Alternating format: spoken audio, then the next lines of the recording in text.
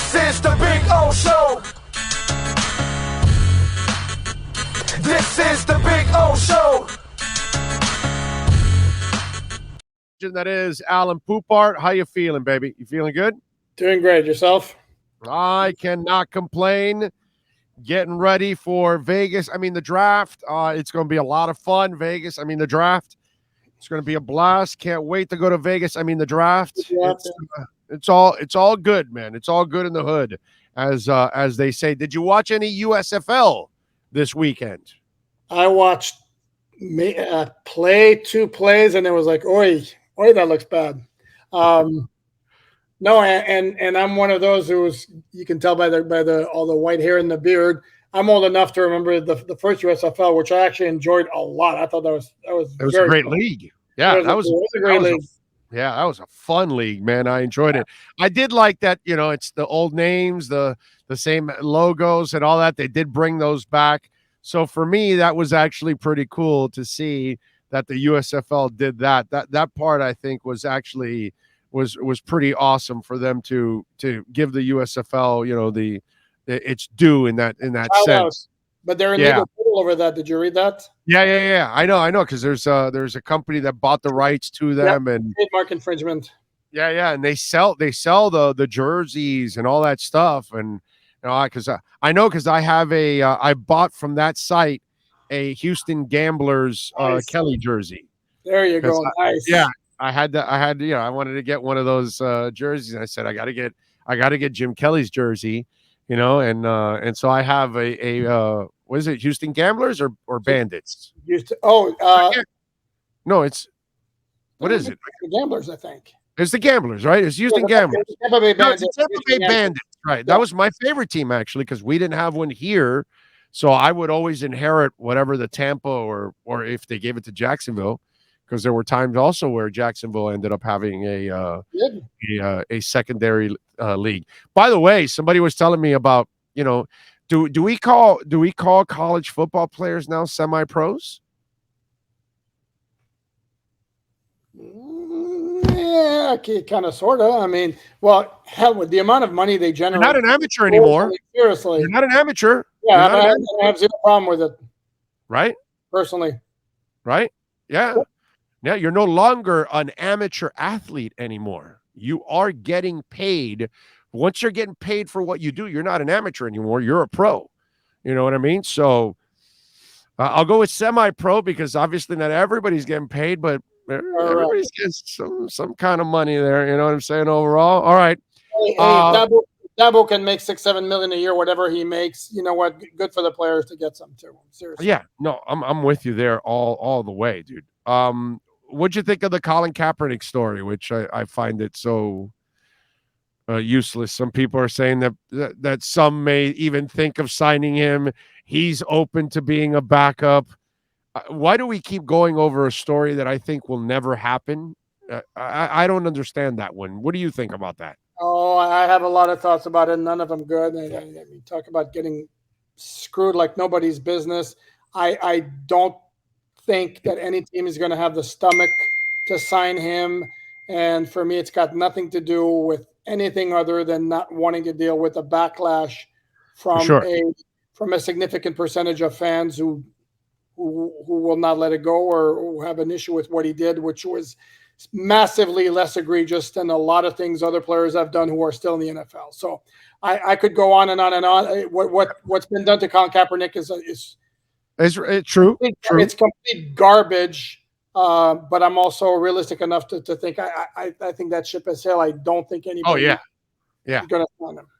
And if I may add, I go absolutely insane when I see fans talk about, well, he wasn't really that good. Look at his record, one loss record is last year.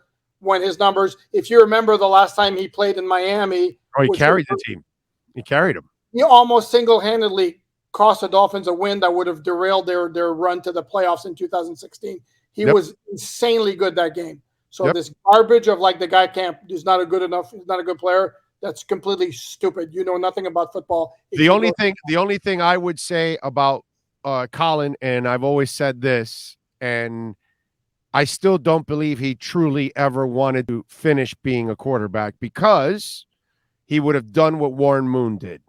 Go to the CFL, go ball out, and you would have forced half the league to have to sign you, because half the league doesn't have a quarterback. And so all you had to do was do what Warren Moon or Joe Theismann or Cam Wake or Mark Dixon or many others, Jeff Garcia, who were told by the NFL you're not good, and then force the issue. But once you went the route of being the poster child for an incredible cause that's very important, but that's the path you chose. You could have gone directly to the CFL, stick it to the NFL, because all you had to do was ball for a year, and teams would have had no choice. They would have had to, somebody would have been forced to sign you, because there aren't 32 good ones. And if you can win me a Super Bowl, and that's it. And that's what I think would have really made his case. And the fact that he kept it in the gray allows people to say, you're not good enough. You aren't really committed. You weren't this and that. If you want to dream, if you want to keep your dream alive, and I don't give a shit what you are, dude, a musician, an artist, a teacher, a broadcaster that says traditional radio doesn't want you, well, F you, I'm going the other way, and I'm going to make it happen. When you want to make your dream happen, you fight. And that's my problem with Kaepernick. There wasn't enough fight for his dream. And you can't allow people sometimes, when they tell you no, you can't allow that no to be the final wall and the end of your career. And that's the only argument I will ever have about Kaepernick, is that he didn't show me he wanted it bad enough. And what I will tell you is, while your argument is very passionate and well put out there, I don't think it would have made an iota of difference. I think he was done. I think there were some rumblings about him, and as I read the story, you would have made the NFL look worse if you're balling in the CFL and now you don't want to give him a job. The NFL doesn't care. Oh my God! The NFL doesn't care, and it's not the NFL that are keeping him from playing the NFL. It's individual owners who don't want to deal with the backlash. I get that. I get that, but somebody would have. Somebody would have. Somebody would have stepped up. Okay, I don't agree, but okay. We can agree to this. Dude, we got a guy that has all kinds of charges that he probably could have committed rape. We don't even know. We'll never know, because it's he said, and yet they're willing to take that chance. They don't care. They go, my man, in the eyes of some fans and some maybe corporate sponsors as well, what Deshaun Watson is accused of isn't as egregious as what Colin Kaepernick did. I know, which is completely ridiculous. There are no words for saying how ridiculous it is, but to me, that's just the owner of Washington, bro. The owner of Washington is a despicable human being, and I use human being very loosely when I describe Daniel Snyder. Mm-hmm. Colin Kaepernick's an angel next to that guy. Dude, I'm with you 1,000%. That's why I'm just saying, if you go to the CFL, you stick it to the NFL like you would have never stuck it to them ever again, because even if they don't sign you and you ball out, oh my God, that makes your case stronger. That makes the NFL look even worse. The NFL would have come to its knees and somebody would have signed him. Somebody would have had to, because he's one of the 32 best in the world. But he didn't go. I might make the argument that at the time he quit, he was one of the 32 best in the world. Look at what I'm saying. 16 touchdowns, 4 picks is like his last year or his last 11 games or whatever. He was really, really good. And in the meantime, you see some massive scrubs getting job after job after job. So, what's this guy that can't play that New England brings him back all the time? Brian Hoyer. Yeah, I mean, give me a break, dude. Brian Hoyer is like one of the worst quarterbacks I've ever seen in my life, and that guy's been stealing money for years. Huh? Nathan Peterman. Yeah, there you go. Come on, another one. Curtis Painter. I mean, these guys steal money like it's going out of style, bro. Yep. No, I'm with you, but I just wish he would have gone to the CFL, because if he does that, he sticks it to them one way or the other. one way or the other. Now, he could have failed in the CFL, and then it really would have blown up on him. But if he goes out there and balls, he forces the NFL one way or the other to either make the move or look incredibly bad. And that would have been the nail in the coffin for his case against the NFL. Here, he left a gray area so people can argue about it. Is he blackballed or is he not blackballed? Is he good enough or is he not good enough? You go to the CFL, you eliminate the gray. That's except not the term gray, again to me. The term not the gray cup, the gray area. No, correct, but the term blackball to me suggests that everybody got together and said we can't sign this guy. But to me, it's simpler that there's not one owner who wants to deal with the backlash. Yeah, and that's maybe. And they were rumbling. I think it might have been Baltimore or something who thought about signing him. Like, but then again, the Steelers just hired a guy that is suing the league. So anything's possible, dude. Are you hearing any kind of animosity and hatred toward Brian Flores as you did toward Colin Kaepernick? No, because because it's two different things. The kneeling and all that, people took it to another. That's not what Brian Flores is doing. So he doesn't affect fans. Brian is going after owners and players and fans. Fans don't care. It doesn't affect their world if you're going after an owner. They don't care about that. But now if you're going after the game or their team or so, then that's when that's when you affected them. So in some fans' eyes, Colin Kaepernick was getting in the way of their football Sunday or something. My favorite line was, I don't want any kneeling during my football games. And I would always tell them, there is no kneeling during your football games. It's all pregame, dude. What's wrong with you? Just turn on the kickoff and you never saw it. And of course, but when Tim Tebow, I don't want any kneeling during my football game. I must have missed it. They didn't do it in the first quarter or at halftime. In the fourth quarter. Oh, you mean the kneeling after the game when they pray in the middle of the field? Oh, that kneeling? Okay, I'm sorry. Correct. When Tim Tebow or others pray, like get on their knees to pray, that's perfectly fine. But he was kneeling to bring attention to a particular cause that was completely legitimate. Then that's a major issue. And at no point during a game. Correct. But there's no racism. There's no racism. No racism involved. My favorite part. I don't want kneeling during my game. Well, it's actually not going on during the game, dude.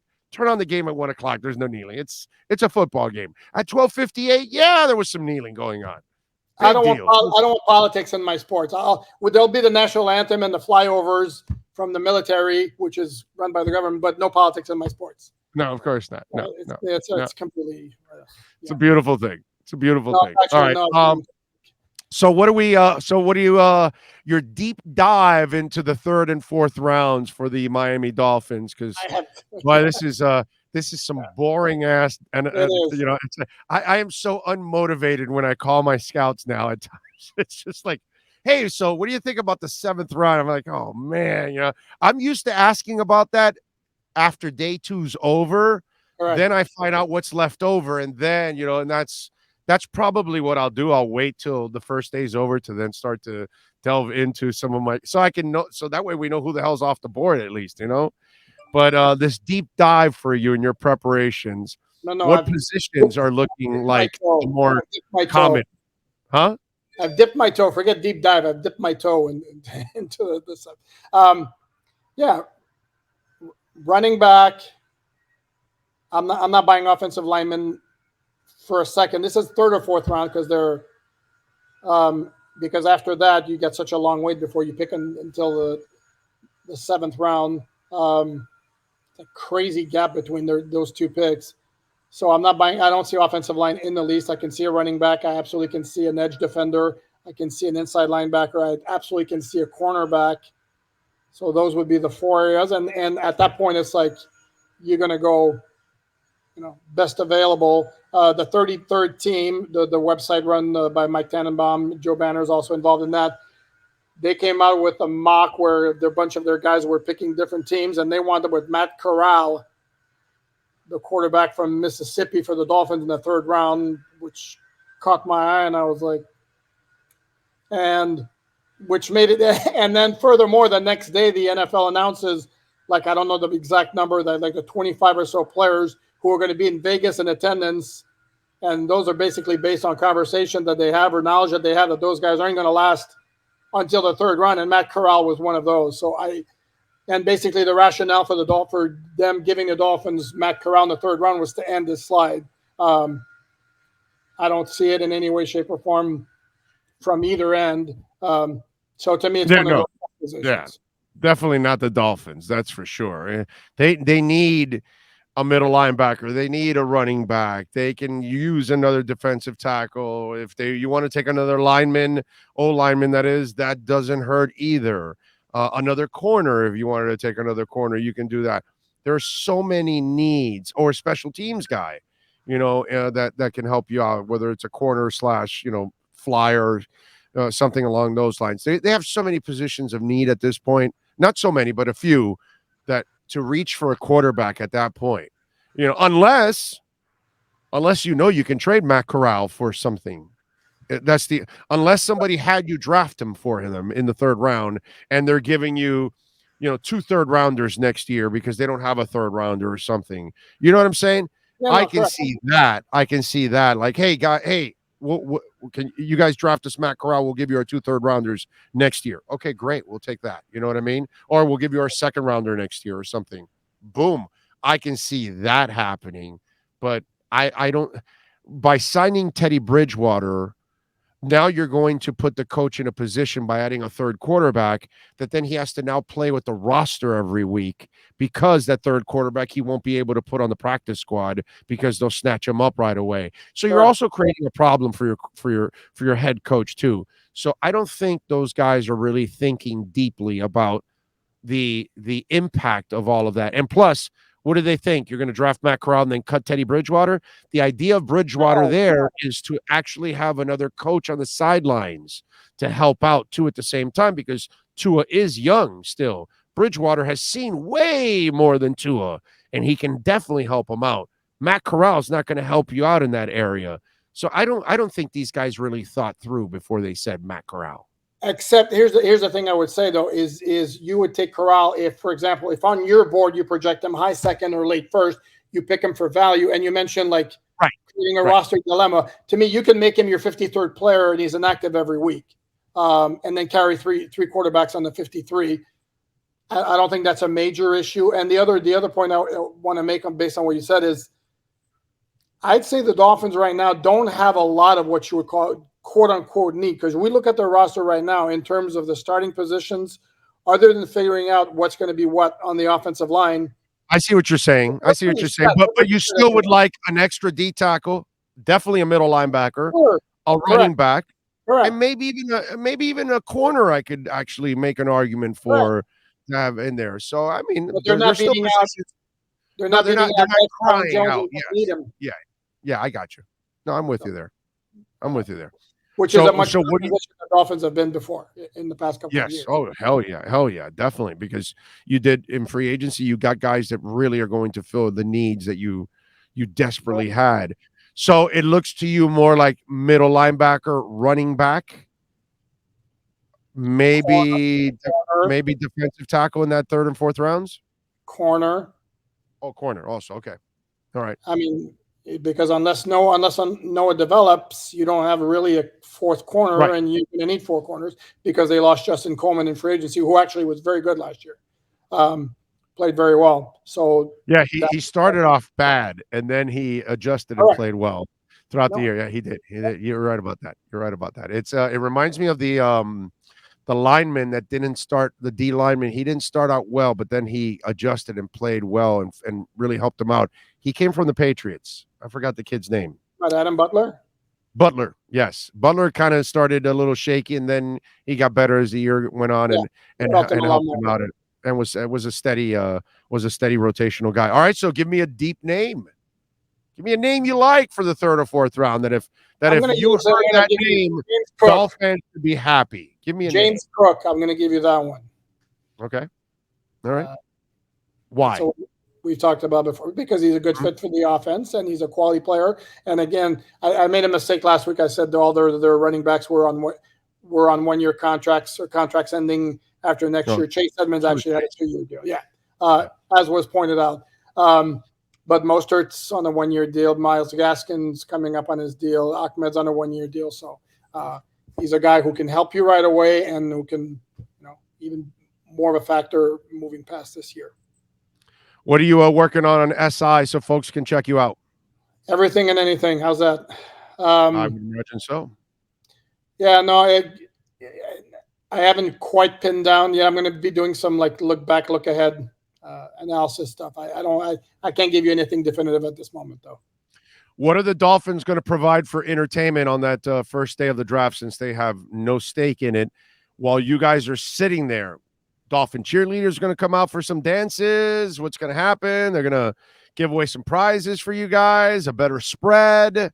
Well, what are the Dolphins doing to entertain the media on day one when there's no action?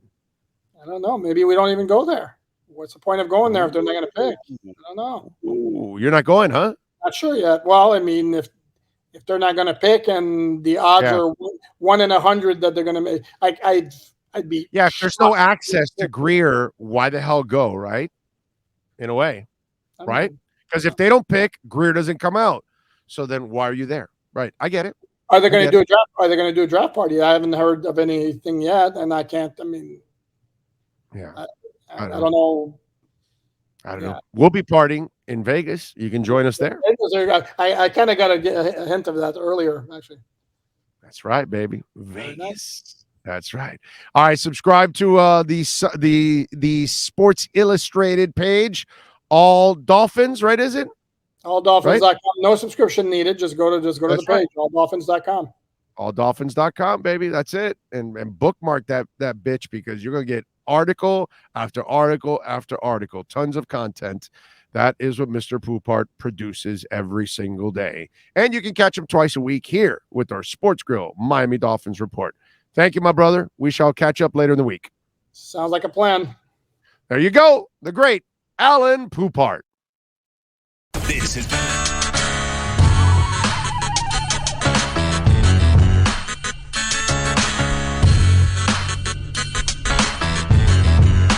This is the